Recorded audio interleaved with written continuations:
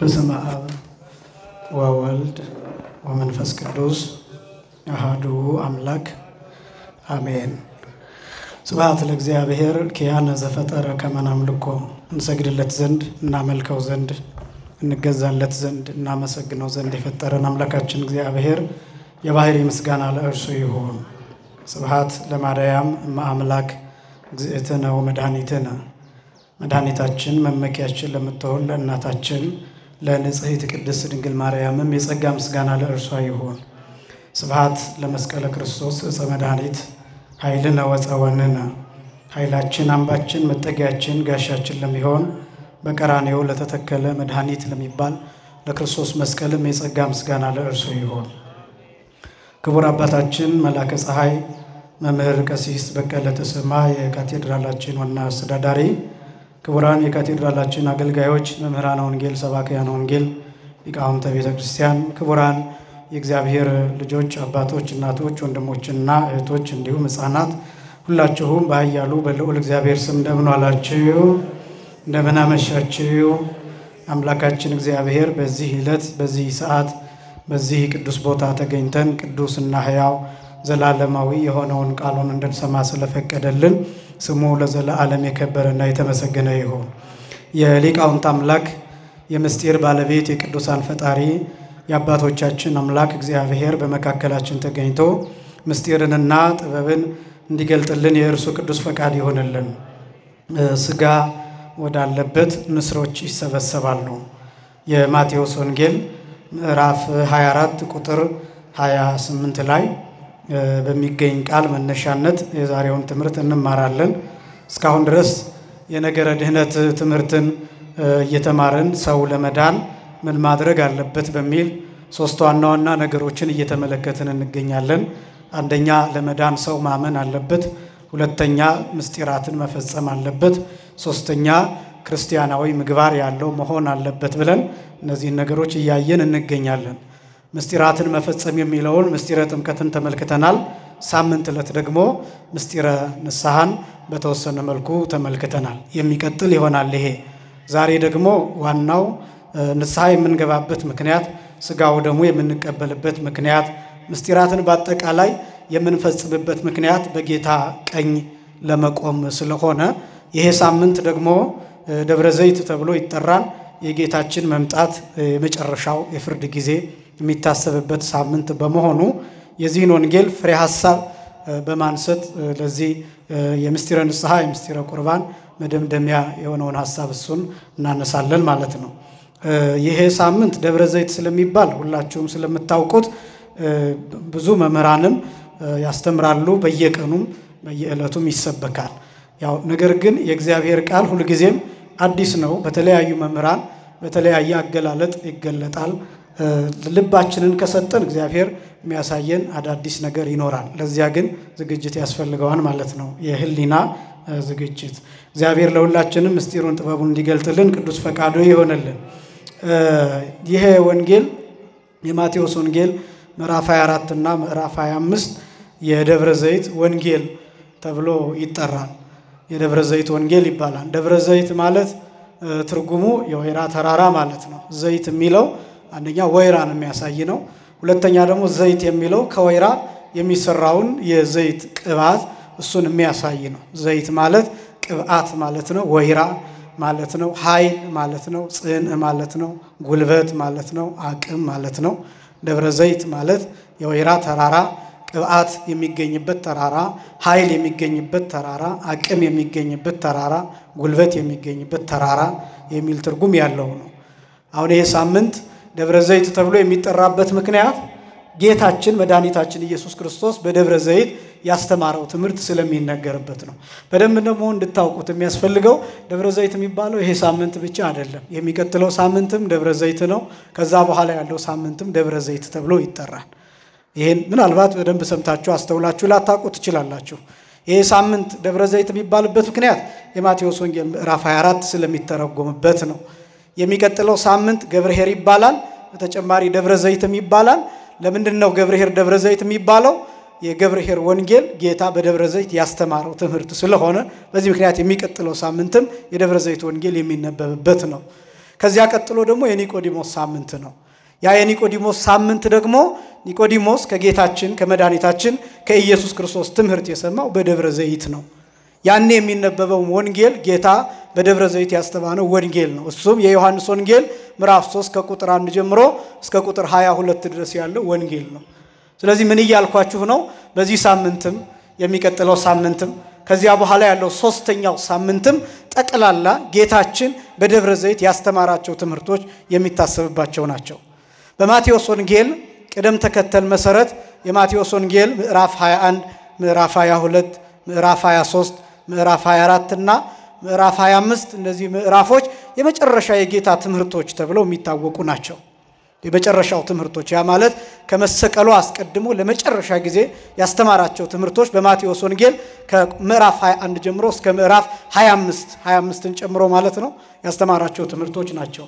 በማርቆስ ወንጌል ቅደም ተከተል ደግሞ ሲኬድ የማርቆስ ወንጌል ምዕራፍ 12 እና ምዕራፍ 13 የጌታ የመጨረሻዎቹ ትምህርቶች የሚባሉት ናቸው። ከምዕራፍ 14 ጀምሮ ነገረ ስቅለቱ ይጀምራል። 16 ደግሞ ትንሳኤውና እርገቱ ይገለጥበታል።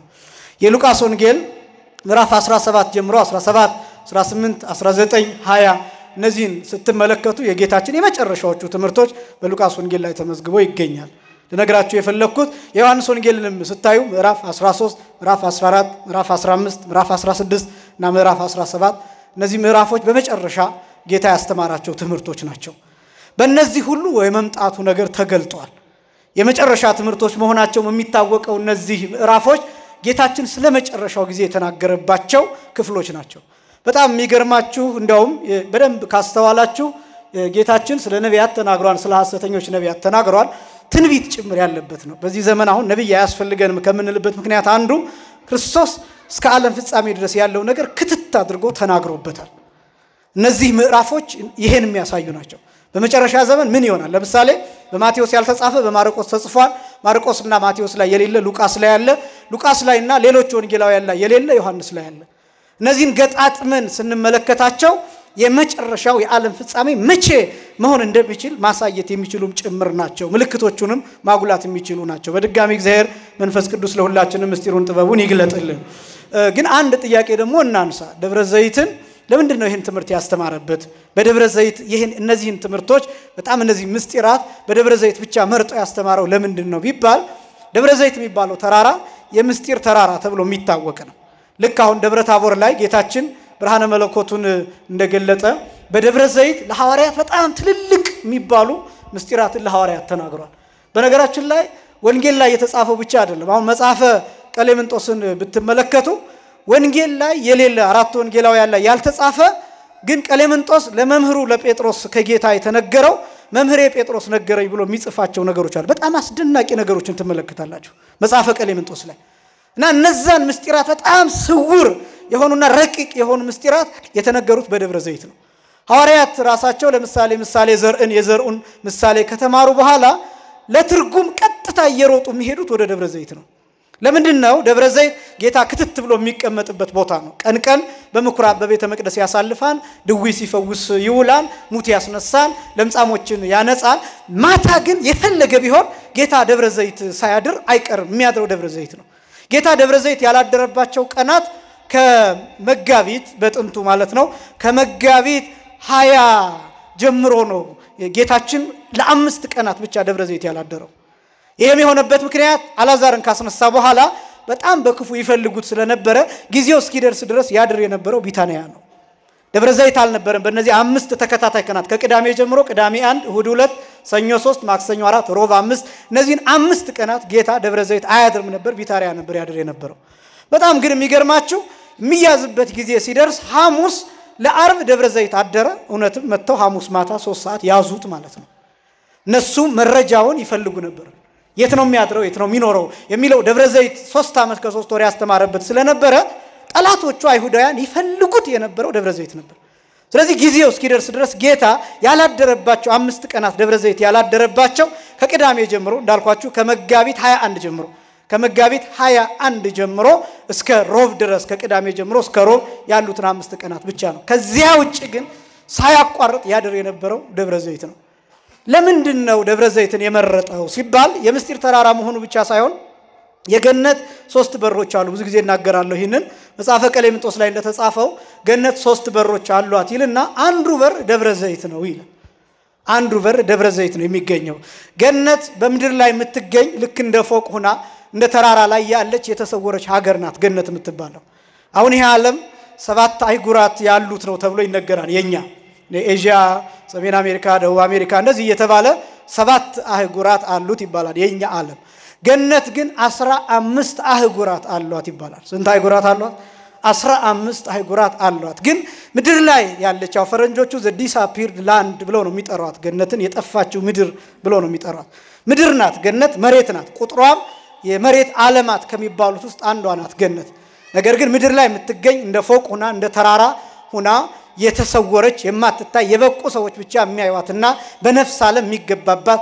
የተፈቀደላቸው ቅዱሳን በህይወተ ስጋም ጭምር ሆነው የሚጎበኙዋት ናት በረከታቸው በሁላችንም ላይ ይደርብን ስለዚህ ገነት እሷ ነች እና 3 ደጆች አሏት መግቢያ መውጫ ከነዚያ ከ3 ደጆች አንዱ በሮች አንዱ ደብረ ዘይት ነው ያለ ምክንያት አይደለም ክርስቶስ 3 ዓመት ከ3 ወር በደብረ ዘይት የቆየበት ምክንያት ከ3ቱ ደጆች ወይ መግቢያ በሮች አንዱ ደብረ ዘይት ስለሆነ ነው በደብረ ዘይት በኩል ስለሆነ ነው ከዛ ደግሞ ከ3ቱ በሮች ይሄን በር የመረጠው የደብረ ዘይትን በር ጌታ የመረጠው ለምንድነው ቢባል አዳም የወጣበት በር ነው እሱ በር በደብረ ዘይት በኩል የሚገኘው በር መልአክ ሰይፍ ይዞ የቆመበት በር ነው ይሄንን ኦሪት ዘፍጥረት ምዕራፍ 3 ቁጥር 24 ጀምሮ ታገኙታላችሁ ወአዘዞሙ ለሱራፌል ወኪሩቤል ዘውስተ እደዊሆሙ ሰይፈ እሳት እንተ ትትመያየጥ ከመ ይዕቀቡ ፍናው ዕፀ ሕይወት ከመ ይይባ አዳም ተሐቢሎ ይላል ሱራፌልንና ኪሩቤልን አዘዛቸው ይላል ምን እንዲያረጉ ቢባል እንዲጠብቁ ምን ይዘው ሰይፍ ይዘው ያቺ ሰይፍ ምን አይነት ሰይፍ ናት የእሳት ሰይፍ ናት ምትገለባበጥ ምትንበለበል ምትቃጠል ናት ከሩቅ ሆኖ ሲያዩዋት ምትጋረፍ ናት ምታስፈራ ናት እንደዛ አይነት ሰይፍ ይዘው እዛ ደጅ ላይ ቆመዋል ለምን ቢባል ከመ ይዕቀቡ ፍናው ዕፀ ሕይወት ይላል ወደ ሕይወት ዛፍ የሚወስደውን መንገድ እንዲዘጉ ማለት ነው እንዲጠብቁ ማለት ነው ከዛስ ከመ ይይባ አዳም ተሐቢሎ ይላል ለምን ነው የሚጠብቁት ከማን ነው የሚጠብቁት ቢባል አዳም ተደፋፍሮ እንዳይገባና የሕይወት ዛፍን ፍሬ እንዳይበላ ይጠብቁ ነበር ይላል ችግሩ ምንድነው እግዚአብሔር ተመቅኝቶ ነው ወይ አዳም የሕይወትን ዛፍ ፍሬ ቢበላ ችግሩ ምንድነው ቢባል አዳም ከበደለ በኋላ የሕይወት ዛፍ ፍሬን ቢበላ በሕይወት ይኖራል በሕይወት መኖሩ አይደለም ችግሩ ከነ በደሉ በሕይወት ይኖራል ከነ እርግማኑ በሕይወት ይኖራል ከነ ኃጢያቱ በሕይወት ይኖራል ስለዚህ በሌላ አገላለጥ አዳም ብቻ ሳይሆን የሚኖረው በደል ራሱ ዘላለማዊነትን ያገኛል ለምን በሕይወት ዛፍ ፍሬ ምክንያት ስለዚህ መዘጋት አለበት ያ መንገድ መዘጋት አለበት ከዛ በጣም እኮ አስደናቂው ነገር ልክ አዲስ ኪዳን ላይ ሲመጣ ክርስቶስ እንዲህ ብሎ ይናገራል መንገዱ እንደከፈተው ሲያሳይ የዮሐንስ ወንጌል ምዕራፍ 14 ቁጥር 6 ላይ እኔ መንገድ ይላል ምንድነኝ ይላል መንገድ እውነት ከዛስ ምንድነኝ ይላል ሕይወት ነኝ ይላል እነዚህ ነገሮች ለምን የተናገረ ይመስላችኋል ያን ጊዜ መንገዱ ተዘግቶ ነበር ወዴት የሚወስደው ወደ ሕይወት ዛፍ የሚወስደው መንገድ ዝግ ነበር የዘጉት እነማን ናቸው የታዘዙ መላእክት ምን ይዘው ሰይፍ ይዘው ከዛስ ልክ ክርስቶስ መጥቶ ሲሰቀል ግን ቅዱስ ገብርኤል እጅ ላይ ያለው ሰይፍ ይወረወርና ምድር ውስጥ ይገባል ከዛ በአንጻሩ ምን ይሆናል ሐያታዊ ዘይማን የጌታን ደም ይይዝና ማህተሙን ይይዝና ወደ ገነት ይገባል ገነት ይከፈታል ያ ሰይፍ ይወድቃል ስለዚህ ገነት ትከፈታለች ምስጢሩ ይሄ ነው ክርስቶስ 3 ዓመት ከ3 ወር ለምንድን ነው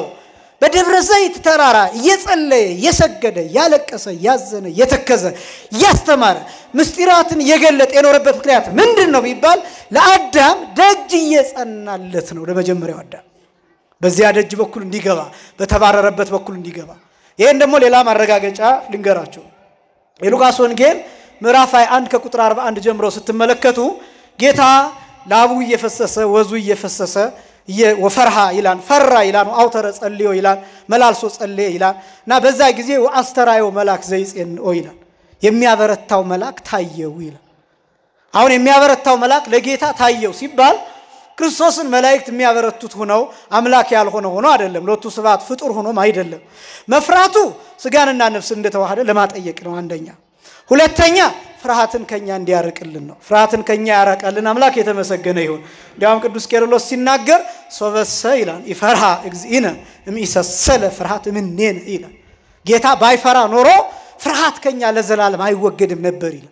ሰማዕታት ደፋሮች የሆኑት ሐዋርያት ደፋሮች የሆኑት ለሞት ጥቡዓን የሆኑት ጨካኞች የሆኑት ክርስቶስ ፍርሃት እንዴት እንደሚርቅ ስላሳያቸው አርአያ ስለሆናቸው አብነትም ስለመሆናቸው ጭምር ነው። እንደገና ደግሞ ፍርሃት የስጋችን አንዱ አካል ነው፣ የሰውነታችን አንዱ አካል ነው። እንደምታውቁት የፍርሃት ሆርሞናችን ውስጥ ፍርሃት አለ። ፍርሃት ጤነኛ ነው፣ አንዱ የተፈጥሮ አካል ነው። ሰው መፍራት አለበት። ለምሳሌ በጨለማ ተነስታችሁ ዝም ብላችሁ ጫካ ብትገቡ ጤነኞች አይደላችሁ። ጅብ መፍራት አለባችሁ፣ አራዊትን መፍራት አለባችሁ፣ ሌላ የሚገል ነገር መፍራት አለባችሁ፣ ጨለማ በተወሰነ መልኩ መፍራት አለባችሁ። ፍርሃት ተፈጥሯዊ ነው።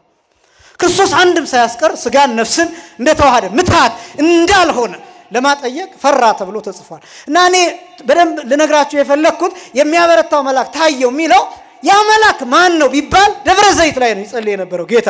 ይሄ መልአክ ሰይፍ ይዞ የገነትን በር ይጠብቅ የነበረው መልአክ ነው። የተገለጠው ለክርስቶስ አይደለም። ይሄ ማለት ነው መልአኩ የመሰለው ክርስቶስ ሲጸልይ የመሰለው ለመልአኩ የመጀመሪያው አዳም ነው የመሰለው። ያ የተባረረው አዳም ነው የመሰለው። ያ ከገነት የወጣው አዳም ነው የመሰለው። ያ የተረገመው አዳም እሱ ነው የመሰለው። ከዚያስ መልአኩ መጥቶ አይዞህ የምትገባበት ጊዜ ደርሷል ነው የሚለው። ክርስቶስ የመሰለው የመጀመሪያው አዳም ነው የመሰለው። መልአኩ እየተነገረ ያለው ለክርስቶስ ሳይሆን ለመጀመሪያው አዳም ነው እየተነገረ ያለው። ምን እያለ ነው የሚያበረታው? አይዞህ ጊዜው ደርሷል። አይዞህ ገነት የምትከፈትበት ጊዜ ደርሷል። አይዞህ ከልጆች ጋር ወደ ገነት የምትመለስበት ጊዜ ደርሷል። አይዞህ ካሳ የሚከፈልበት ጊዜ ደርሷል። አይዞህ ደም የሚሰጥበት ጊዜ ደርሷል ብሎ አበረታው። ያ መልአክ የተገለጠው ለክርስቶስ እንዳይመስላችሁ። መልአኩ ይመስለው የነበረው የመጀመሪያው አዳም ያ የተባረረው ያ የተንከራተተው ያን አዳም ነበር ይመስለው የነበረው። ክርስቶስ ግን እዚህ ቦታ ይጸልይ የነበረው የመጀመሪያው አዳም እንዲመለስ ነው። ስለዚህ በሌላ አገላለጥ ክርስቶስ ለአዳም 3 ዓመት ከ3 ወር ደጅ ጸናለት፣ ለኛ ደጅ ጸናለን። ስለ ቸርነቱ ስሙ የተመሰገነ ይሁን። ደብረ ዘይትን የመረጠበት ምክንያት ይሄ ነው። ሁለተኛ ሶስተኛ ደብረ ዘይት ላይ የነቢያት መቃብር አለ፣ የነቢያት አጽም አለ። የነቢያት አጽም ይሄ ደብረ ዘይት ተብሎ የሚጠራው ቦታ ከኢየሩሳሌም በስተ ምስራቅ በኩል የሚገኝ ስፍራ ነው። እስራኤላውያን ሲቀበሩ በስተ ምስራቅ በኩል ነው የሚቀበሩት። ለምን ነው በስተ ምስራቅ የሚቀበሩት? ትንሣኤ ሙታንን ስለሚያምኑ በኋላ ዘመን ስንነሳ ፊታችን ወደ ምስራቅ ዞሮ ነው የምንነሳው ብለው ያምናሉ። በዚህ ምክንያት ሲቀበሩ ራሱ ፊታቸው ወደ ላይ ሆኖ እንዲህ ነው የሚቀበሩት።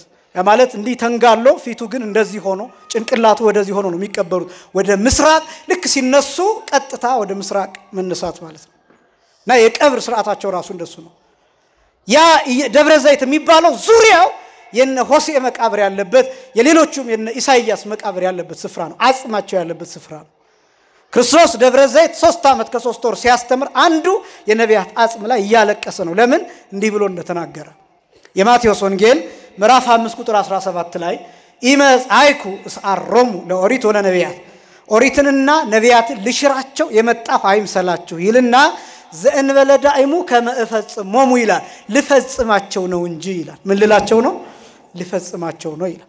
ስለዚህ የመጣው እዚያ ቦታ ምን እየሰራ ነው ቢባል ኤው መጥቻለሁ እያለ አጽማቸውን በእንባ እያለመለመ ትንሣኤን እየሰበከ እውነታቸውን እያረጋገጠ የተናገሩትን ትንቢት የቆጠሩትን ሱባኤ የገለጡትን ተስፋ እሱ እንደሆነ ያሳየ ታማኝ የሆነው አምላክ የነቢያት መቃብር ላይ የነቢያት አጽም ላይ አጥንት ላይ 3 ዓመት ከ3 ወር አልቅሶበታል። ብዙዎቹ የተነሱትም ከነዚያ መካከል ናቸው።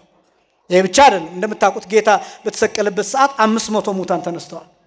500 ሙታን ብዙዎቹ በቅድስቲቱ ከተማ በኢየሩሳሌም እየዞሩ ሰብከዋል። እነዚህ የምን ውጤቶች ናቸው ቢባል እንባውን ጭምር ያፈሰሰባቸው ናቸው። ብዙ ጊዜ አልቅሷል ጌታ። ይሄ 3 ዓመት ከ3 ወር በደብረ ዘይት ያሳለፈበት ምክንያት እነዚህ 3 ምክንያቶች ናቸው። 3 ምክንያቶች በደብረ ዘይት ያስተማራቸው ትምህርቶች አሁንም የማቴዎስ ወንጌል ምዕራፍ 24 እና ምዕራፍ 25 ናቸው። በዋናነት እንግዲህ ወደ ወንጌሉ ልምጣ። መነሻው ይሄ የማቴዎስ ወንጌል ምዕራፍ 24 የሚባለው መነሻው የሐዋርያት ጥያቄ ነው። የሐዋርያት ጥያቄ ደግሞ መነሻ አለው። እሱን ላንብላችሁ። የማቴዎስ ወንጌል ምዕራፍ 23 ከቁጥር 38 ጀምሮ እንዲህ ይላል። እነሆ ቤታችሁ የተፈታ ሆኖ ይቀርላችኋል ይላል። እነሆ ቤታችሁ የተፈታ ሆኖ ይቀርላችኋል። እነዚህ የጌታ የመጨረሻዎቹ ትምህርቶች በብዛት ስንብት የሚመስሉ ትምህርቶች ናቸው። ስንብት የሚመስሉ ይዘቶች አሉት። በጣም የሚያሳዝኑ በጣም ከባድ ናቸው ጌታ ያስተምራቸው የነበሩት። ለምንድን ነው እንደዛ የሆነው? ጌታችን ሊሰቀል ነው። በመሰቀሉ የማያምኑ ብዙዎች ናቸው። ሰቅለውት ወደ ቤታቸው ሄዳሉ ጀርባቸውን ሰጥተው እና ጌታ ያዘነ የተናገረባቸውን ትምህርቶች የምታገኙት የመጨረሻዎቹ ትምህርቶች ላይ ነው። ከማቴዎስ ወንጌል ምዕራፍ 1 ጀምሮ ያሉትን ምሳሌዎች ብትመለከቱ በጣም ዝን ብሎ ያስተማራቸው ትምህርቶች ናቸው። እና ይሄ ስንብት ነው። በቃ ቤታችሁ የተፈታ ሆኖ ይቀራል ማለት አስተማረ አልተቀበሉትም። ፈወሰ አልተቀበሉትም። ሙታንን አስነሳ አልተቀበሉትም። የአራት ቀን ሬሳ ከመቃብር ቀሰቀሰ አልተቀበሉትም፣ አላመኑበትም። ክፋታቸው ጨመረ፣ ጭካኔያቸው ጨመረ። ስለዚህ ምንድነው የሚሆነው? ከዛ በኋላ የተፈታ ሆኖ መቅረት፣ አውድማ ምድረ በዳ ሆኖ መቅረት ነው። ተፈቶ ከመቅረት እግዚአብሔር ሁላችንንም ይሰውረን። እነሆ ቤታችሁ የተፈታ ሆኖ ይቀርላችኋል እላችኋለሁና ይላል። በጌታ ስም የሚመጣ የተባረከ ነው እስክትሉ ድረስ ከእንግዲህ ወዲህ አታዩኝም ይላል። ይሄ የስንብት ትምህርት ነው እንዳልኳችሁ። ይሄ ማለት ነው በቃ ደግ ሰው እስከሚናፍቃችሁ ድረስ አታዩኝም ነው ሐሳቡ። ጥሩ ሰው፣ ይሄ መልካም ሰው፣ ታማኝ ሰው፣ ጻድቅና ቡሩክ ሰው እስከሚናፍቃችሁ ድረስ አታዩኝም ነው። እንደዚህ አይነት ንግግሮች የጌታችን የመድኃኒታችን የኢየሱስ ክርስቶስን ቡሩክነት፣ ጻድቅነት፣ የባህሪ አምላክነቱን ጭምር ማሳየት የሚችሉ ናቸው። ግን ይሄን ሲናገር እነሱ አያስተውሉትም፣ አይሁዳውያን እስራኤላውያን ማለት ነው። ሐዋርያት ግን ይጨነቁበታል። ብዙ ጊዜ ትምህርት ስናስተምር እዚህ ያላችሁ ትጨነቁበታላችሁ፣ ውጭ ያለው ሰው ስለማይሰማ በቃ እንደፈለገ ይኖራል። ልዩነቱ እሱ ነው። በነገራችን ላይ አንዳንድ ጊዜ ንስሐ ለመግባት እዚህ መጥቶ በቃለ እግዚአብሔር መጨነቅ ይፈልጋል፣ በወንጌል መጨነቅ ይፈልጋል። አሁን እለት በሰማን ቁጥር ለምሳሌ ዛሬ በተማርነው ትምህርት ባንለወጥ ነገ በተማርነው ትምህርት እንለውጣለን። የዛሬው ያለዝበናል፣ ያለሰልሰናል።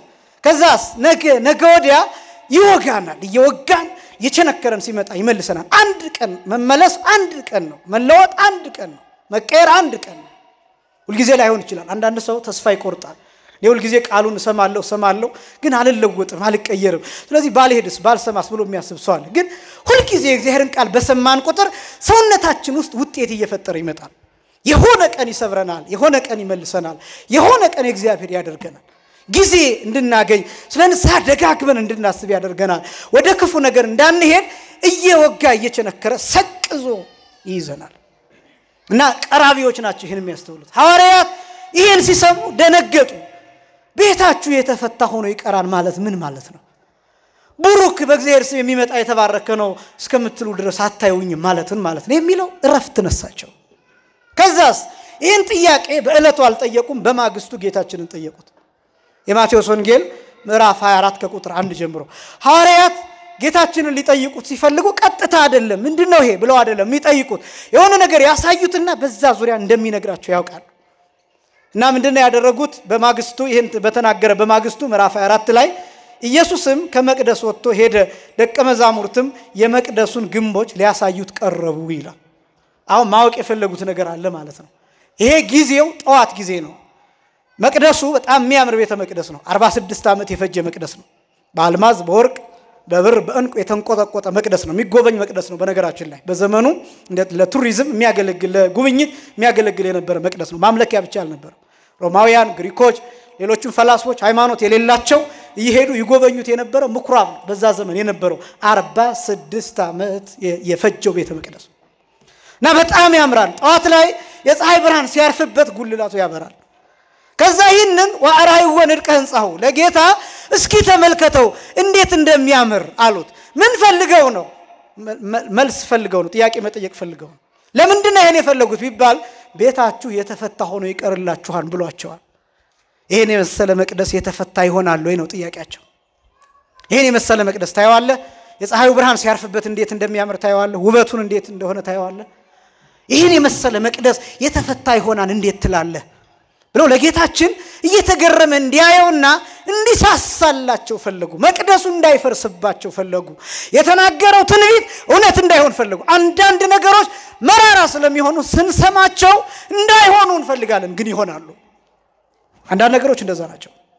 በጣም ብዙ የሚያምር ነገር በጣም በብዙ መሰረት የተሰሩ ማይፈርስ የሚመስለን በጣም ብዙ ነው። ባዶ ማይሆን የሚመስለን በጣም ብዙ ነው። ለምሳሌ ስለ ሰውነታችን ስናስብ ማንሞት የሚመስለን በጣም ብዙ ነው። ማንታመም የሚመስለን ማንደክም የሚመስለን የሰው እጅ ላይ ማንወድቅ የሚመስለን በጣም ብዙዎች ነው።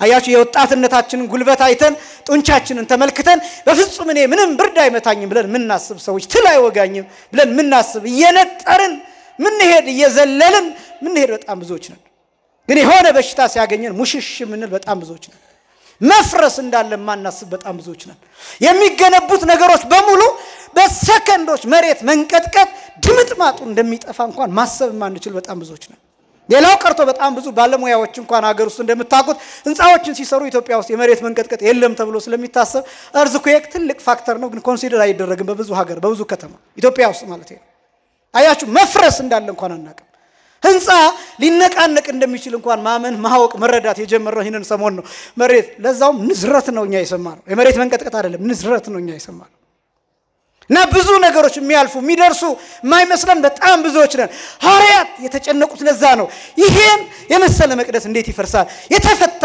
ባድማ አውድማ ምድረ በዳ ሆኖ ይቀራል እንዴት ትላለህ ብለው ጌታን ጠየቁት ከዛ እንዲህ አላቸው አማን ብለክሙ ይታደግ ዘ እብን ዲበ እብን ዘ ይትነሰት እውነትላችኋል ይሄ የድንጋይ ካብ ነው አላቸው ይሄ የድንጋይ ካብ ነው ስለዚህ ድንጋይ በድንጋይ ላይ እንደተካበ አይቀርም ምን ይሆናል ይፈርሳል በ70 ዓመተ ምህረት መቅደሱ ፈርሷል በቁሙ ስለ ህንጻው መቅደስ የተናገረው በ70 ዓመተ ምህረት በሚሊዮን የሚቆጠሩ አይሁዳውያን ሞተዋል ይሄ መቅደስ ይፈርስ የፈረሰው መቅደሱ ብቻ አይደለም የፈረሰው የአይሁድ ህብረት ጭምር ነበር ያኔ የፈረሰው በ70 ዓመተ ምህረት ጥጦስ 2 ዓመታትን ኢየሩሳሌምን ከቦ በዘመኑ የነበረው የሮም ንጉስ 2 ዓመት ከቦ ገበያ እንዳይወጡ እህል እንዳይሸምቱ የትም ሀገር ከማንንም ሀገር ጋር ግንኙነት እንዳያደርጉ ዘግቶ 2 ዓመት ኢየሩሳሌምን አስጨንቋታል የዮሴፍ ወልደ ኮሪዮንን መጽሐፍ ዜና አይሁድ የሚል መጽሐፍ ብታዩ አንዲት ሴት ልጇን አርዳ የበላችበትን ታሪክ ታገኛላችሁ እኔ ሁሉ ጊዜ እናገረዋለሁ በእስራኤል ዘመን በእስራኤል ታሪክ አሰቃቂ የሚባለው ዘመን ያ ዘመን ነበር ይሄ 70 የሚባለው ዓመተ ምህረት በጣም ደግሞ የሚደንቃችሁ መቅደሱ ከመፍረሱ አስቀድሞ ለመስዋዕት ያቀረቧት ላም በግ ወልዳለች ነጭ በግ ወልዳለች መስዋዕት እንድትሰዋ ያቀረቧት ጊደር ማለት ነው ይሄ ምልክት ምን እንደሆነ ታውቃላችሁ እነሆ የእግዚአብሔር በግ የዓለሙን ኃጢአት የሚያስወግደው የእግዚአብሔር በግ እሱ ተሰውቷል መስዋዕቱ እርሱ መጥቷል ስለዚህ አሁን ይሄን እንስሳ መስዋዕት ተው ክርስቶስ ሞቶላችኋል ተቀበሉ ነው መልእክቱ እሱ ነበር አልተቀበሉትም ይሄ ብቻም አይደለም መቅደሱ ከመፍረሱ አስቀድሞ እንዳልኳችሁ አሁንም ዜና አይሁድ የሚለውን መጽሐፍ ብትመለከቱ ልክ ዛሬ ባይታውያን እንደምንላቸው እንደዛ አይነት ሰዎች እየዞሩ በአራቱ ማዕዘን የሚናገሯቸው ቃላት ነበሩ አልሰሟቸው ቃል ላይ ለቤተ አይሁድ ቃል ላይ ለምኩራብ ቃል ላይ ለኦሪት ይያሉ የሚናገሩ ነበሩ ይላል እዚህ ዜና አይሁድ ላይ ስትመለከቱ ኦሪት ላይ ቃል አለ ምኩራቡ ላይ ቃል አለ የአይሁድ ህብረት ላይ ቃል አለ ያሉ ሲናገሩ በሰማይ ከዋክብቱ ሰልፍ ሰርተው እርስ በርሱ ሲዋጉ ምልክት ሁሉ ታይቷል አላመኑ 1 ሚሊዮን አይሁዳውያን ሞተዋል ይሄ ብቻ ሳይሆን መቅደሱ ሲቃጠል ብዙ ካህናት ራሳቸውን እሳቱ ውስጥ እየወረወሩ ቅድስተ ቅዱሳን ውስጥ የሞቱ ካህናት ብዙ አሉ ይሄን ዮሴፍ ወልደ ኮሪዮን ባይኑ በብረቱ አይቶ የጻፈው ነው ምን ማለት መሰላችሁ ህንጻው ብቻ አይደለም የፈረሰው ህብረታቸው ፈረሰ አንድነታቸው ፈረሰ ሰውነታቸው ፈረሰ ትውልዱ ፈረሰ ከዚያስ ኢየሩሳሌም የምትባል ሀገር ለ2000 ዓመት ሀገር አልነበረችም ከዛ ጊዜ ጀምሮ ያው ታሪክ ታውቃላችሁ ከመጀመሪያው ክፍለ ዘመን ጀምሮ እንደ ፈረንጆቹ አቆጣጠር እስከ 1948 ዓመተ ምህረት እስራኤል የምትባል ሀገር አልነበረችም ተበታትነው ነበር የተረፉት ኢትዮጵያ ውስጥ የመጣሉ ሌላ ሀገራት የገባሉ አሁን እስከ ቅርብ ጊዜ ድረስ እስራኤል ምን እንደምታረክ ታውቁ የለ ዘመቻ ሰሎሞን ዘመቻ ኢያሱ ዘመቻ ሙሴ ይያሉ በአንድ ዘመቻ በሁለት ዘመቻ በሶስት ዘመቻ ያደረጉ ኢትዮጵያ ውስጥ ያሉትን ጭምር የኛ ዘር ነው ብለው የሚያምኑትን ጭምር የወሰዱበትን ታሪክ ታውቃላችሁ አሁንም እንደዛው ፕሮሰስ ላይ ያለው አሉ ይሄን ለምን እንደሚያደርጉ ታውቃላችሁ ያኔ የተበተነው ትውልድ እስካሁን አልተሰበሰበም እስካሁን ያኔ የተበተነው ዘር ክርስቶስ ይሄን በተመለከተ ያለቀሰ ብዙ ተናግሯል የሉቃስ ወንጌል ምዕራፍ 19 ብትመለከቱ ኢየሩሳሌም ብታውቂ ኖሮ ሰላምሽ ዛሬ ነበር ብሎ የተናገረዋል ያን ህብረት መቅደስ ብሎ የተናገረው እሱ ነው መቅደስ ህንጻ ነው መቅደስ ህብረት ነው መቅደስ የሰው አካል ድንጋይ ብሎ የገለጠው ከአፈር የተሰራ ስለሆነ ሰው በዚህ ምክንያት ድንጋይ ብሎ ጠርቶታል ድንጋይ በድንጋይ ላይ ሳይፈርስ አይቀርም ማለት ህብረታችሁ ይፈርሳል አንድነታችሁ ይፈርሳል ትበተናላችሁ ማለት ነው ከመበተን እግዚአብሔር ሁላችንንም ይሰውረን በዘመኑ ክርስቶስ ይህንን ተናገረ ሌላ አስደንጋጭ ነገር ነው እና ሐዋርያት ይህንን ሲሰሙ የበለጠ ደነገጡ ከዛ ከመቅደሱ ወጥተው ወደ ደብረ ዘይት ሲሄዱ ወደ ተራራው ሲቀርቡ ተራራው ላይ ሲቀመጥ ወንበር ዘርግቶ በሚያስተምርበት ቦታ ሲቀመጥ ደቀ መዛሙርቱ ቀረቡ ወንጌሉም ይላል ቅዱስ ያሬድም ይላል እንዘይነብር እግዚእነ ውስተ ደብረ ዘይት ቀርቡ ሀቤሁ አርዳይሁ በተራራው በደብረ ዘይት ተራራ ሲቀመጥ ደቀ መዛሙርቱ ወደሱ ቀረቡ ከዛስ ጠየቁት ምን ብለው ሶስት ጥያቄ ጠየቁት አንደኛው ማእዜ ይከውን የሚል ጥያቄ ነው መቼ ነው መቅደሱ የሚፈርሰው መቼ ነው የምትመጣው መቼ ነው ዓለም የሚያልፈው መቼ ነው የሚል የጊዜ ጥያቄ ስፔሲፊክ ጊዜ ነው የጠየቁት መቼ የሚለው ቃል እሱን የሚያሳይ መቼ ነው መቅደሱ የሚፈርሰው አንተ የምትመጣው መቼ ነው ለፍርድ ዓለምስ የሚያልፈው መቼ ነው አንደኛ ሁለተኛው ወምንትኑ ተአምሪሁ ለምጽአትከ የምትመጣበትን ጊዜ ትክክለኛ ባትነግረን እንኳን ምልክቱ ምንድነው ከመምጣትህ በፊት የሚሆነው ምልክት ምንድነው ሁለተኛ ሶስተኛ ወምንትኑ ተአምሪሁ ለህልፈተ ዓለም ወለህልቀተ ዓለም የዓለም ማለፍ ወይም ዓለም ሲያልፍ ምልክቱ ምንድነው እነዚህን ሶስት ጥያቄዎች አንደኛ መቼ ሁለተኛ የመምጣት ምልክት ሶስተኛ የዓለም ማለፍ ምልክት እነዚህን የለያዩሃቸው መምጣቱና የዓለም ህልፈት የተለያዩ ስለሆኑ ነው ይመጣን ከዛ በቅጽበት ዓለምን ያሳልፈዋል መምጣቱ ይቀድማን የዓለም ህልፈት ይከተላል ስለዚህ ከመምጣቱ በፊት ምን አይነት ምልክት አለ ይሄ ግዙፍ የሆነው ዓለም ሊያልፍ ሲል ምን አይነት ምልክት ይታያል የሐዋርያት ጥያቄ እነዚህ ነው የማቴዎስ ወንጌል ምዕራፍ 24 ምዕራፍ 25 በእነዚህ ሶስት ጥያቄዎች ላይ የተመሰረተ ነው ሁለቱ ምዕራፎች ከዛ ጌታ ለነዚህ ጥያቄዎች መልስ ይሰጣል እነዚህ ጥያቄዎች ጠቅላላ የማቴዎስ ወንጌል ምዕራፍ 24 ላይ 14 ጉዳዮች አሉ ስንት ጉዳዮች አልኳችሁ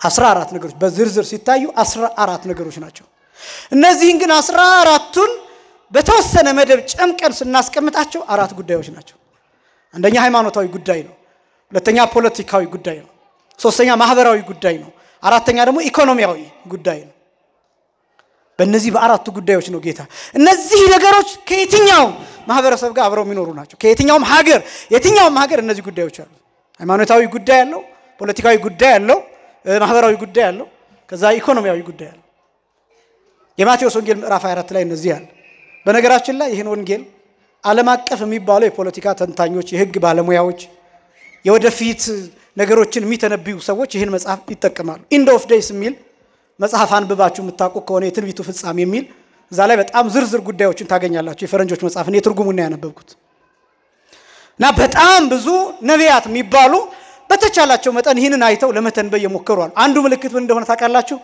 የእስራኤል መለምለም የእስራኤል እንደ ሀገር መመስረት አንድ ምልክት ነው የትኛውንም ፈረንጅ ብትጠይቁት ይሄን ይነግራቸዋል ምልክቱ በበለስ አምሳል የተነገረ ነው ምልክቱ በለስ ጫፉ ሲያቆጠቁጥ ቅጠሉ ሲለመልም ያን ጊዜው እንደደረሰ ታውቃላችሁ ብሎ ጌታ ተናግሯል በለስ የተባለው በቁሙ በለስ አይደለም በለስ ለጊዜው ሲለመልም በጋ እንደደረሰ ይታወቃል ለምን በለስ የሚለመልመው በክረምት አይደለም በበጋ ነው በክረምት ደርቆ ይቆይና በጋ ላይ ግን ይለመልማል ስለዚህ በጋ መሆኑ በዚህ ይታወቃል ልክ እንደዚያው እስራኤል ስታቆጠቁጥ እንደ ሀገር ስትመሰረት ኃያል መሆን ስትጀምር በዙሪያው ያሉትን ጎረቤት ሀገራት ማስጨነቅ ስትጀምር ሀገር ስትሆን ያን ጊዜ ምልክት ነው የዓለም ፍጻሜ ምልክት ነው ይኸውላችሁ እኔና እናንተ እስራኤልን ዝም ብለን መጽሐፍ ቅዱስ ላይ እንዳለው እስራኤል እንደምንላት ብቻ አይደለም እስራኤል የዚህ ዓለም ማለፍ ማዕዘን ምልክቱና የተቀመጠች ናት ሀገሪቱ ራሷ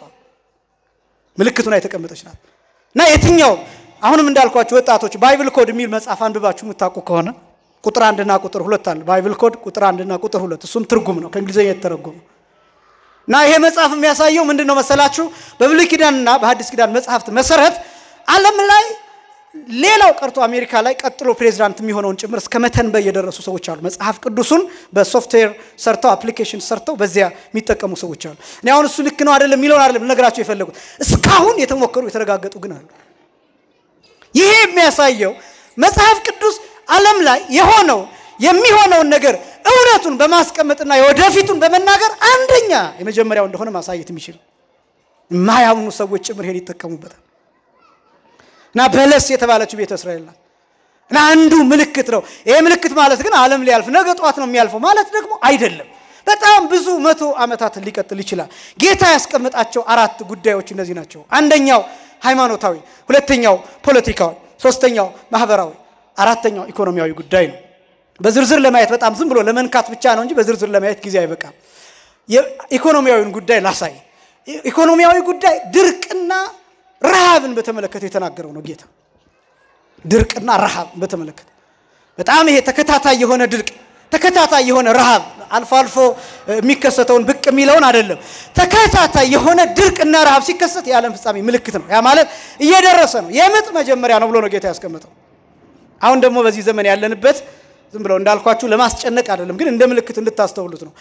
ድርቅና ረሃብ የሚባሉት ነገር መኖራቸው ብቻ አይደለም። ድርቅ የሚባለው የውሃ መታጣት፣ የዛፎች መድረቅ፣ ለእንስሳት የሚመገቡት ማጣት፣ ከዛ እንስሳት ራሱ በረሃብ መሞት፣ እሱ ነው ድርቅ የሚባለው። የትልልቅ ወንዞች መድረቅ፣ ውሃ መድረቅ፣ መበከል፣ ይሄ ነው ድርቅ ተብሎ የሚጠራው። ረሃብ የሚባለው በሰዎችም በእንስሳትም የሚከሰተው እሱ አንድ ላይ ረሃብ ይባላል። በጣም ደግሞ በዚህ ዘመን ድርቅ የሚለውን የኛ ሊቃውን በሁለት መልክ ያስቀምጡታል። አንዱ የአእምሮ ድርቅ ብለው ያስቀምጡታል። ሁለተኛው ደግሞ የገንዘብ የሀብት ድርቅ ብለው ያስቀምጡታል። ይብሰተ አእምሮ የሚባለው የአእምሮ ድርቀት የሚባለው ዓለም ላይ ሲከሰት አንዱ የዓለም ፍጻሜ ምልክት እሱ ነው። የአእምሮ ድርቀት እስኪ በሉ የአእምሮ ድርቀት በሉ። የእውቀት እጥረት ማለት ነው። የእውቀት እጥረት ማለት ነው። እና ይሄን ዘመን ፈትሹት። እውቀት ሲባል ዲግሪ መያዝ አይደለም፣ የፒኤችዲ ባለቤት መሆንም አይደለም፣ ለተ78 አይነት ዲግሪ ምናምን ዲፕሎማ መያዝ መጽሐፍ ማንበብም አይደለም። እውቀት የሚባለው እሱ አይደለም። እሱ መግባቢያ ነው። መጽሐፍ ማንበብ ራሱን የቻለ መግባቢያ ነው። ግን እውቀት የሚባለው በተፈጥሮ ያለውን አእምሮ ጠባይ መጠቀም እሱ ነው እውቀት ተብሎ የሚጠራው። ለምሳሌ አብርሃም ተመራምሮ በፀሐይ በጨረቃ በከዋክብት በሌሎችም በተራራ በነፋስ ተመራምሮ እግዚአብሔር ጋር ደርሷል። ይሄ ነው እውቀት የሚባለው። አብርሃም ይሄን ይጽፍ ነበር ይሄን ያነብ ነበር ተብሎ አልተጻፈም። መጽሐፍትም አልነበሩም በዘመኑ። ግን አብርሃም አዋቂ ሆኖ እግዚአብሔርን አግኝቷል። የፀሐይ አምላክ ያናግረኝ ብሎ እግዚአብሔር ጋር ተገናኝቷል። እውቀት የሚባለው እንደሱ ነው። በዚህ ዘመን እውቀት ያጣንበት፣ አእምሮአችን ድርቀት ውስጥ ያለበት፣ ልባችን ድርቀት ውስጥ ያለበት፣ ብዙ ነገሮች የሌሉበት፣ የደነቆርንበት፣ ራቆታችንን የሆንበት፣ ጎግል ላይ የተመሰረትንበት፣ ኢንሳይክሎፒዲያ ላይ የተመሰረትንበት፣ የግል እውቀት የሌለበት፣ እውቃችን ስልካችን ላይ፣ እውቃችን ኮምፒውተራችን ላይ፣ እውቃችን ታብሌታችን ላይ የሆነበት ነው በዚህ ዘመን።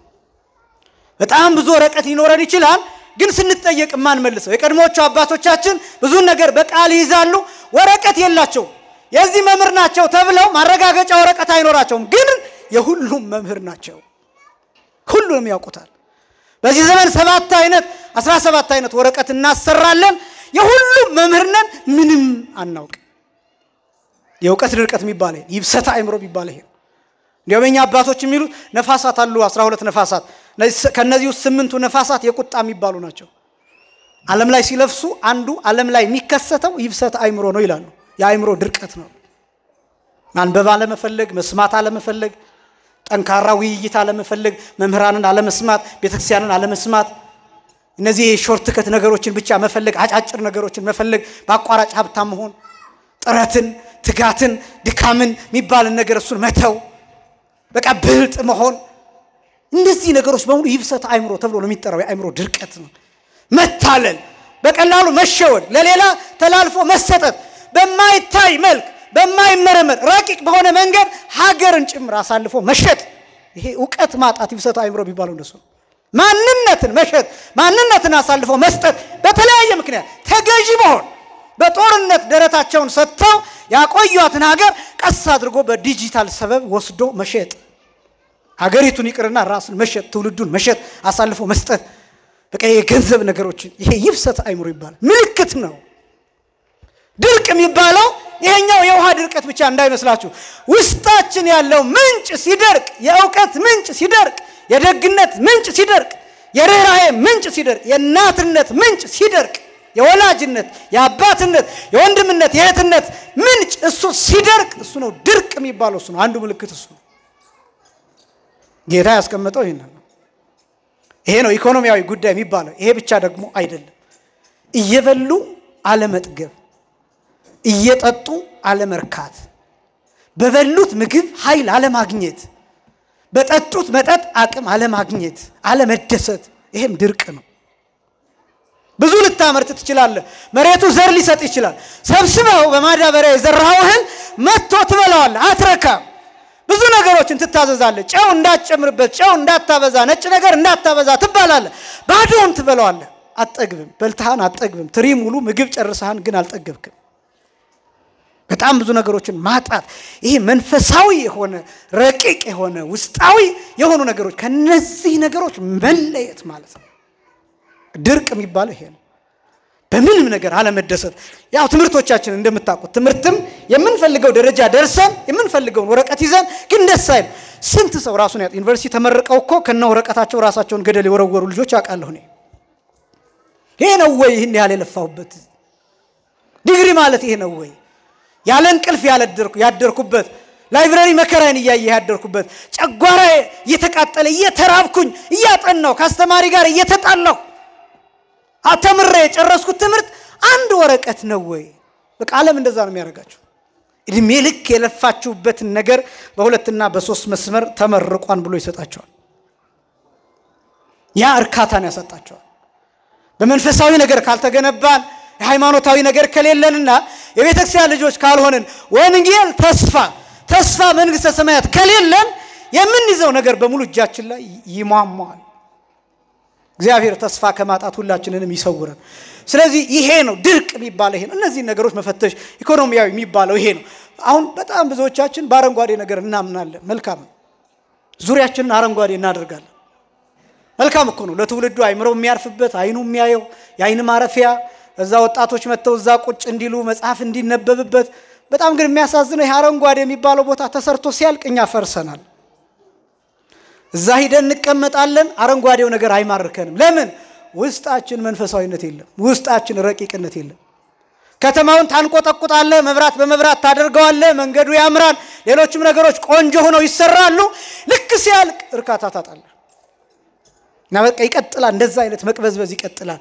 ይሄ ነው ድርቅ የሚባለው እንደው እውነቱን ለመናገር እኔ በጣም እንደው ክርስቲያኖች በተለይ ወጣቶች ወንድሞችና እህቶች በቃ ተስፋ ያለው እዚህ ቤተክርስቲያን ብቻ ነው እውነቴን ነው ምላችሁ አሁን ይሄ ትምክህት ምናምን አይደለም በቃ ተስፋ ያለው አሁን ሌላ ቦታ እንደዚህ አትቀመጡ ሌላ ቦታ እንደዚህ ተረጋግታችሁ መስማት አትችሉም ሌላ ቦታ በፍጹም ነው ምላችሁ ምናልባት ሲኒማ ቤት ተቀምጣችሁ ፊልም ስካል በጣም ልትቁረጠነጡ ትችላላችሁ ብዙ ጊዜ እዚህ ቦታ ረጅም ሰዓት ዝም ትላላችሁ ከዚህ ስትሄዱስ ውስጣችሁ ደስታ እየተሰማው ሰላም እየተሰማው ረፍት እየተሰማው ትሄዳላችሁ ተስፋ ያለው እዚህ ብቻ ኢኮኖሚያዊ የሚባል ይሄ ነው ምጣኔ ሀብት የሚባል ይሄ ነው አለን ግን የለንም አለን ግን አንራካም አንጠግም ስለዚህ ኢኮኖሚ እነዚህ ምልክቶች ሲመጡ ድርቅ ሲመጣ አንዱ ምልክት ይሄ ነው ብሎ ያስቀመጠው ነው ሌላው ማህበራዊ ቀውስ ነው ከአራቱ ምልክቶች አሉ ማህበራዊ ቀውስ የሚባለው ከምን እንደሚጀምር ታውቃላችሁ ከግለሰብ ይጀምራል ትዳር ጋር ይገናኛል ከልጆች ጋር ከግሩፕ ከባልንጀርነት ጋር ከዛ ካገልጋይ ጋር አጠቃላይ ከክርስቲያኑ ማህበረሰብ ጋር ማህበራዊ ቀውስ የሚባለው እንደሱ ነው ማህበራዊ ቀውስ ከግል ይጀምራል ማለት ከማንነት ቀውስ ይጀምራል ይሄ ማንነት ቀውስ የሚባለው ለምሳሌ ብዙ ጊዜ የምንጠቅሰው የጾታ ቀውስ አሁን በከፍተኛ ሁኔታ እየተፈጠረ የጾታ ቀውስ ወንዱ ወንድ መሆን አይፈልግም ሴት መሆን ይፈልጋል ሴቷ ወንድ መሆን ትፈልጋለች ወንድ ከወንድ ጋር እንዲጋባ ዓለም ላይ ያለው ሴት ከሴት ጋር እንድትጋባ ካልሆነም ደግሞ ጋብቻ የሚባል ነገር እንዲጠሉ ወንዱም ሴቱም ጋብቻ የሚባል ነገር እንዲጠላ ቤተሰብ መመስረት ጋብቻ መመስረት የሚባለው ነገር እንዲጠላ ከዛ ቀውስ እንዲፈጠር ማድረግ ከሰው ይልቅ በውሻ እንዲያመን ከሰው ይልቅ ድመት እንዲያረባ ከሰው ርቆ ከውሻ ጋር እንዲሆን ለምን ውሻው ምስጢሩን አይናገርበትም ውሻው ቤቱ ውስጥ ያለውን ገመና ለውጭ አይናገርበትም አይጨቀጭቀውም ስለዚህ ውሻን ይመርጣል ከሰው ማህበራዊ ቀውስ ከዚህ ይጀምራል ከዛ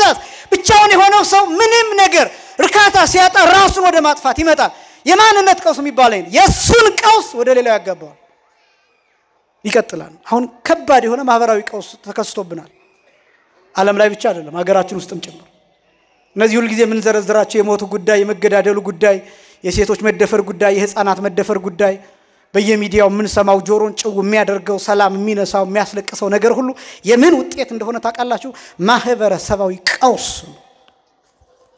እንደ ማህበረሰብ የገባንበት ቀውስ አለ አንዱ ምልክት ሆኖ የተሰጠው ይሄ በቃ አለመግባባት፣ መጠላላት፣ መነቃቀፍ፣ አለመዋደድ፣ አንዱ አንዱን ማሳደድ፣ አንዱ አንዱን መናቅ፣ አንዱ ያንዱን ነገር መናድ፣ መመቀኛኘት፣ መጠላላት፣ መጠላለፍ፣ እርስ በርስ አለመዋደድ፣ በክፉ አይን መተያየት፣ መገለማመጥ ይሄ ማህበረሰባዊ ቀውስ ነው። ብሔር የማህበረሰባዊ ቀውስ ውጤት ነው። በብሔር መለያየት፣ በቋንቋ መለያየት የማህበረሰባዊ ቀውስ ውጤት ነው። ጥንት ያልነበረም በአባቶቻችን ጊዜ። አሁን ለምን መጣ ቢባል ቀውሱ ማህበረሰባዊ ቀውሱ ነው የኔ ያመጣው።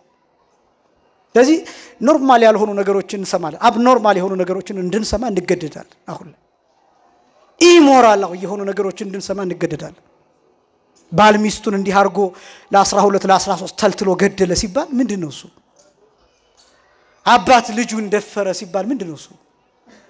አጎት ምናምን አዲስ አበባ ውስጥ ያሉ ጉዶች እኮ እነዚህ ለሚዲያ ስለማይበቁ ገመና ስለሚሸፈኑ እንጂ እኮ እያንዳንዱ ቤት ውስጥ ያለው ነገር ተዘርዝሮ ቢነገር እንወጣለን። ምናልባትም ከዚህ ሀገር መውጫ ካገኘን ትተን ልንወጣ ሁሉ እንችላለን እኮ። ይሄ ምን ውጤት ነው? የማህበረሰባዊ ቀውስ ውጤት ነው። እና ይሄ ቀውስ በምን እንደሚታከም ታውቃላችሁ? በሃይማኖት ብቻ ነው፣ በክርስትና ብቻ ነው መታከም የሚችለው። ማህበረሰባዊ ቀውስ የሚባለው ይሄ ነው። በጣም ብዙ ለመናገር ጊዜ አይበቃኝም። ከዛ ፖለቲካዊ ጉዳይ ብዙ መናገር እንኳን አይቻልም። አስቸጋሪ ያደርገዋል ብዙውን ነገር። በቃ እያንዳንዱን ነገር ስተነትኑ እዛ ይገባባቸዋል። የሚሰማው ሰው ራሱ ይሳቀቃል። ካሁን መንግስትን ተሳደበ፣ ካሁን ገሌ ፓርቲን ተሳደበ ብሎ ይሳቀቃል። ለምን እንዲህ እንደሆነ ታውቃላችሁ? አሁን ስናገር ቃል ተጠነቀቃለሁ። እኔ ራሴ የኔ መጠንቀቅ ብቻ ሳይሆን እናንተ ራሳችሁ ተሳቀቃላችሁ። ለምን እንደሆነ ታውቃላችሁ? የደም ስራችን ውስጥ ድረስ የገባ ነገር አለ።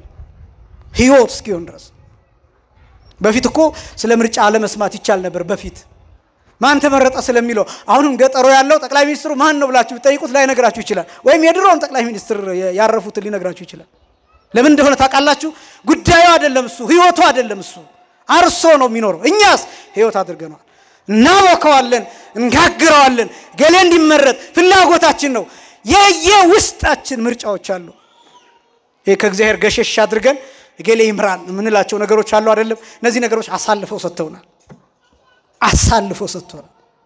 ከዚህ አልፈን ከሀገራችን አልፈን አሜሪካ ውስጥ ስለሚመረጠው ፕሬዝዳንት ሁሉ እኮ እንጨነቃለን።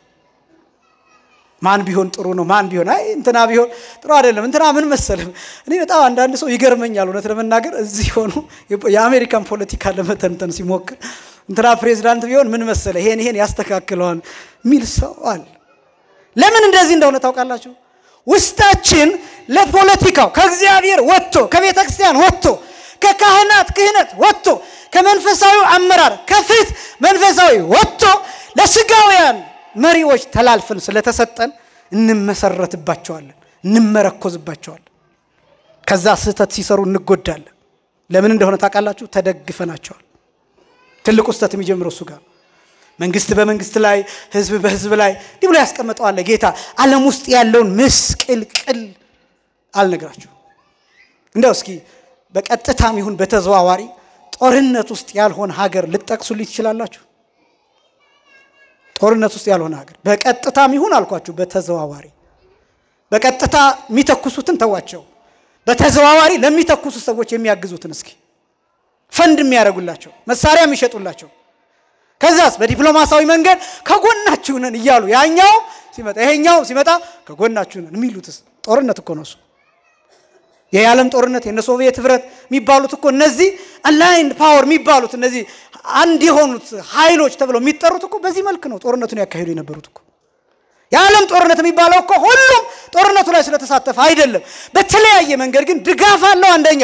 ሁለተኛ ጦርነቱ የትኛውንም አገር መጠኑ ሊቀንስ ሊጨምር ይችላል እንጂ አፌክት ያደርጋል። በዚህ ምክንያት የዓለም ጦርነት ይባላል።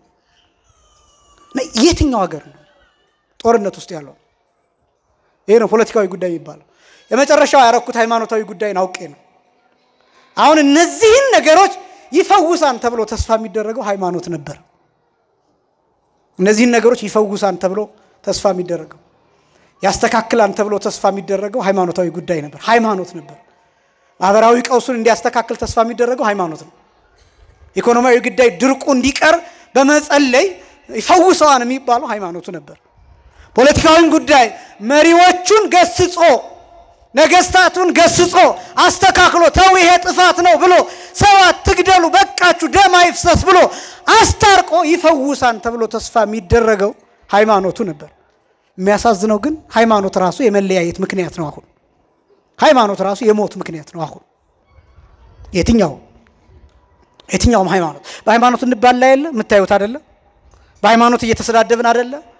ጊዜ ምን ጠብቅባቸው ጉዳዮች አሉ አይደለ? እንዲህ ቢሆን ቆይ ያሳያለሁ ገሌን ብትነካው ምንላቸው ከዛም ከዚህም ከሌላው ለምን እንዲህ ሆነ ይመስላል? ሃይማኖት ሆኖ ሁሉም የዘላለም ህይወትን እየሰበከ ሁሉም ሃይማኖት ለዘላለም መኖርን እየሰበከ ግን እዚህ ምድር ውስጥ ግን ሁሉም ስትገቡበት ሞት የሚሸት ነው። ሁሉ ሞት የሚሸት ሃይማኖታዊ ቀውስ የሚባለው እሱ። እኔ ሌላውን ደግሞ ልተወውና በእኛ ሃይማኖት ውስጥ ደግሞ ያለውን ተመልከቱት። ለምሳሌ የኛ ሃይማኖት ኦርቶዶክስ ተዋህዶ ነው። እስኪ ቀውሱን ተመልከቱት። በእኛ መካከል ያለውን ቀውስ እስኪ ተመልከቱት። በጣም ብዙ ያለፍንባቸው ነገሮች አሉ አይደለም? በሃይማኖት ምክንያት የሞትንባቸው፣ በሃይማኖት ምክንያት የተቃጠልናቸው፣ እርስ በርስ የተለያየንባቸው፣ እርስ በርስ የተዋደንባቸው እነዚህ ነገሮች ሃይማኖታዊ ቀውስ አይገርማችሁም? ይሄን ግልጽ ለማድረግ ኦርቶዶክሳዊ ቀውስ ልበለው። እኛ ራሳችን አንድ አጥቢያ ሆኖ የማይስማማ ስንት አለ?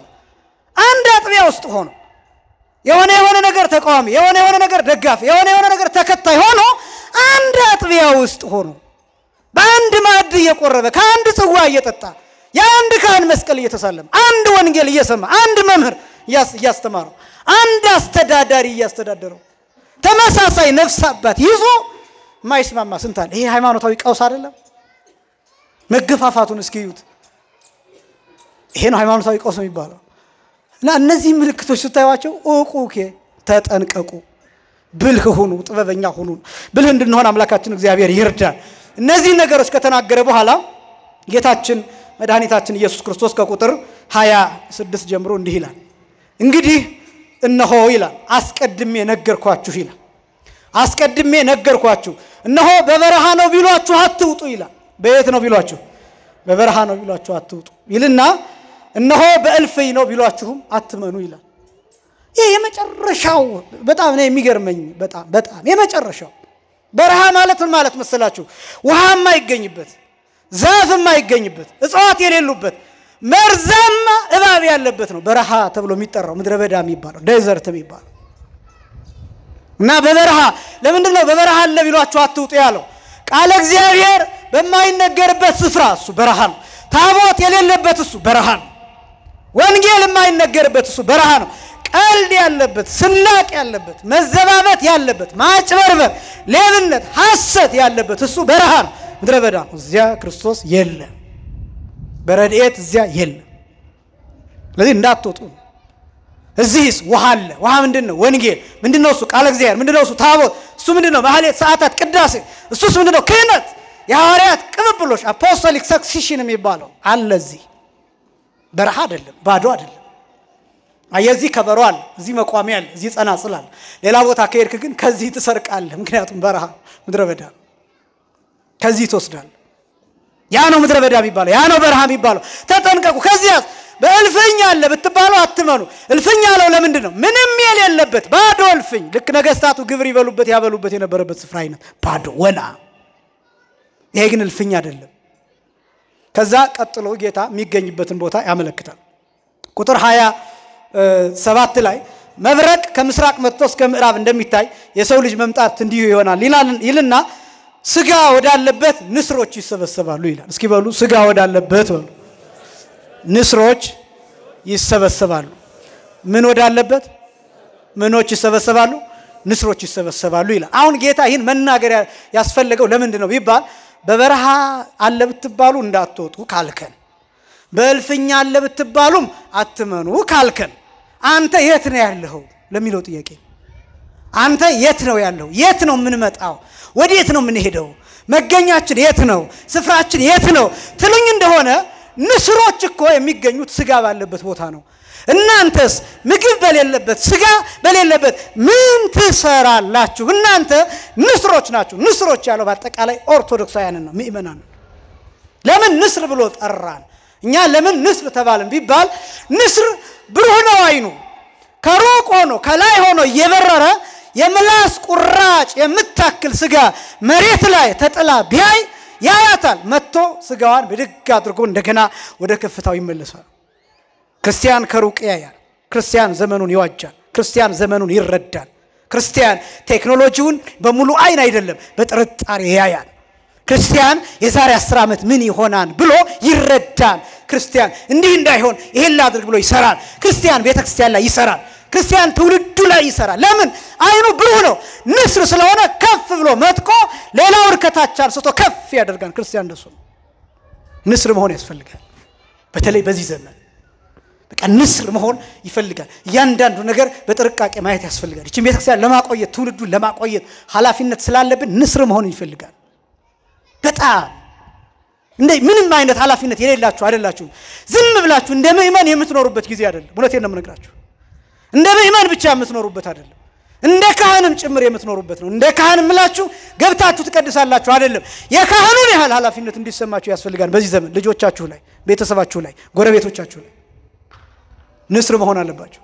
ከፍ ብላችሁ መምረር፣ ሌላውን ከፍ ማድረግ። ንስሮች የሚላቸው እንደሱ ነው። ስጋ ወዳለበት ማለት ነው። በጣም ጥቂት ነጥቦችን ብቻ። አንደኛ ስጋ ወዳለበት ማለት ክርስቶስ ወዳለበት ማለት ነው። ማን ወዳለበት?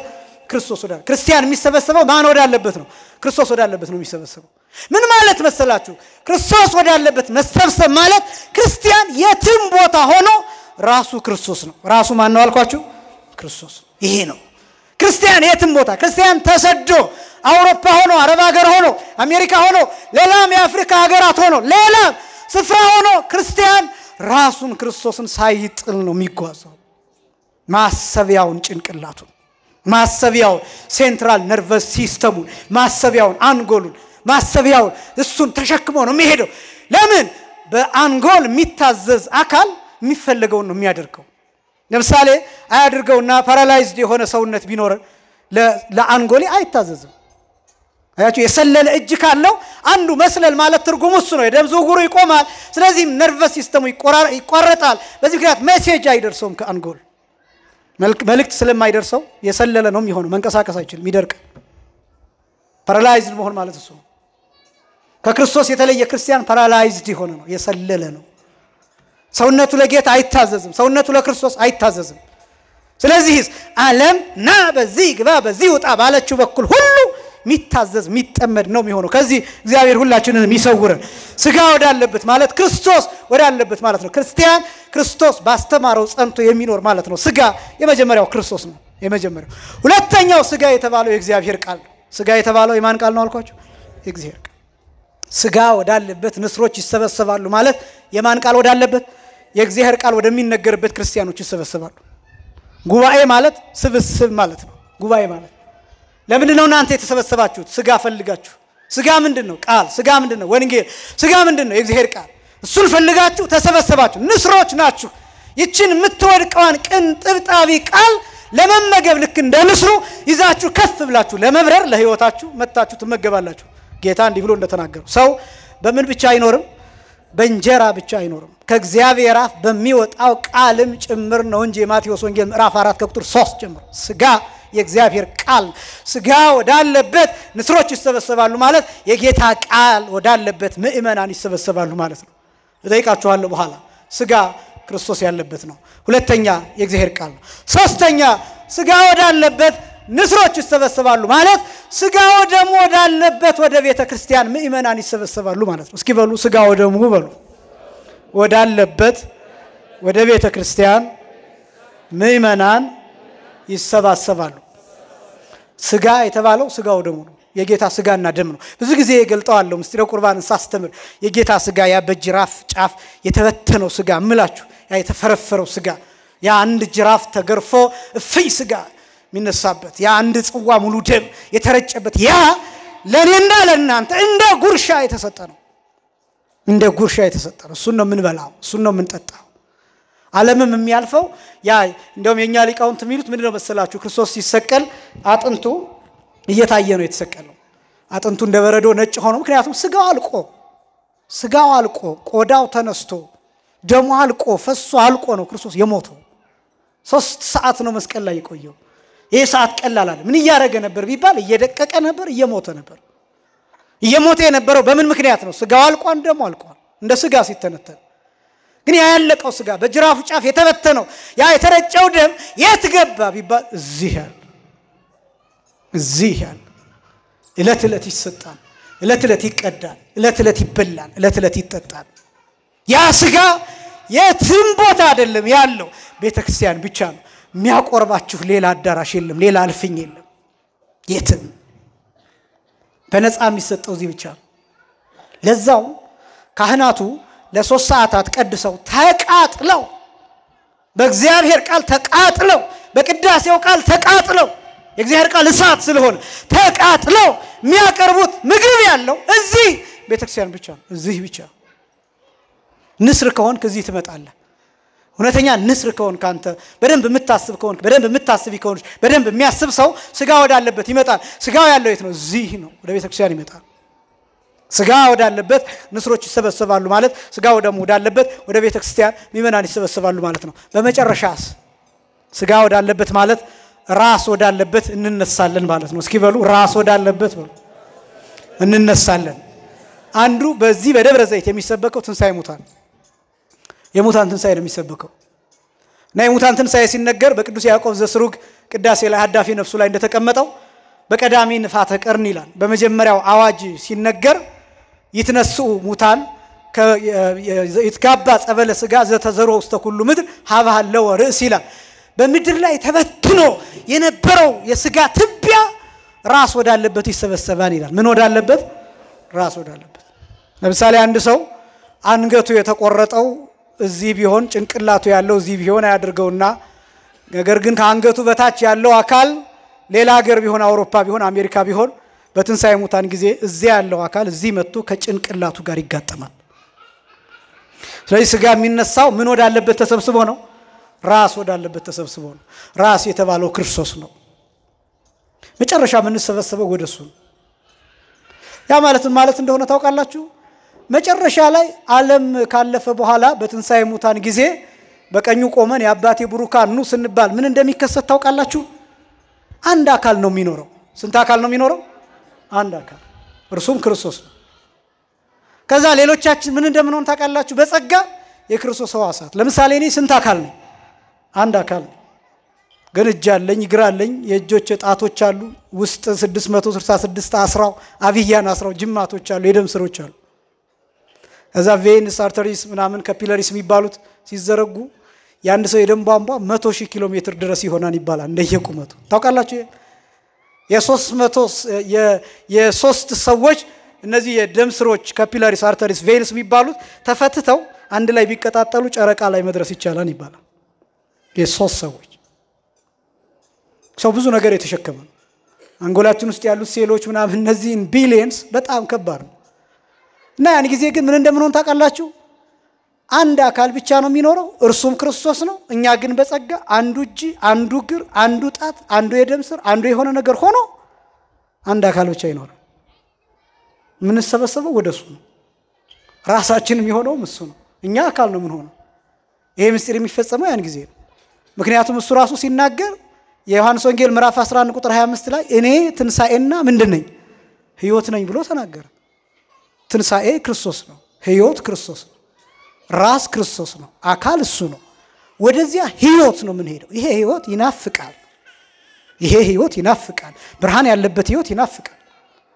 ጨለማ የሌለበት ሕይወት ይናፍቃል። ብሔር የሌለበት ሕይወት ይናፍቃል። ስቃይ የሌለበት፣ ረሃብ የሌለበት፣ መከፋፈል የሌለበት፣ ህማም የሌለበት፣ ችግር የሌለበት፣ እብደት የሌለበት፣ ስቃይ የሚባል ነገር ጭራሽ የሌለበት፣ እንባ ሁሉ የሚታበስበት ያ ሕይወት እንዴት ይናፍቃል። ሁላችንም ለዛ ደስታ ያብቃል። ከዛ መጨረሻ የሚለው ትዝ ይላችኋል። ገብርኄርን ወደ ጌታ ደስታ ምን በል ግባ የሚለው ያ ነው። ያን የዘላለም ሕይወት እንድንወርስ አምላካችን እግዚአብሔር ይርዳል። ስጋ ወዳለበት ማለት አንደኛ ክርስቶስ ወዳለበት፣ ሁለተኛ ቃለ እግዚአብሔር ወዳለበት፣ ሶስተኛ ስጋ ወደሙ ወዳለበት፣ አራተኛ ራስ ክርስቶስ ወደሚገኝበት ወደ ዘላለም ሕይወት የምንሰበሰብበት ነው። ንስሮች የተባሉ ምእመናን ናቸው። ንስሮች ሆነን እንድንኖር አምላካችን እግዚአብሔር ይርዳል። ሁላችንንም ለቁመተ የማን በቀኙ ለመቆም ያብቃል። ወስብሐት ለእግዚአብሔር።